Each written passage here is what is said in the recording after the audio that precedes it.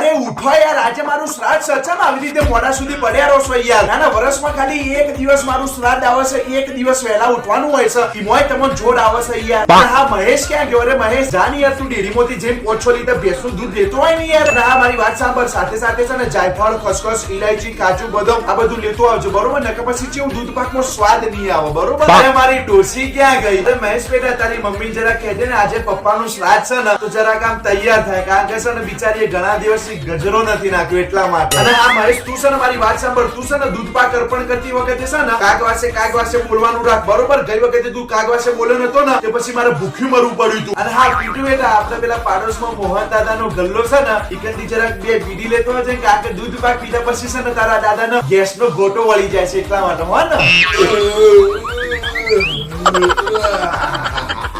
વાહ બહુ બેટા વાહ, એક નંબર દૂધ પાક બનાવ્યો તો, એક નંબર. ત્યારે મળીએ બેટા આવતી સાલ, બરોબર? અને બહુ બેટા મહેશ નું ધ્યાન રાખજે, બરોબર? અને પીટુ બેટા ભણવામાં ધ્યાન રાખજે. લેડો મળીએ તા.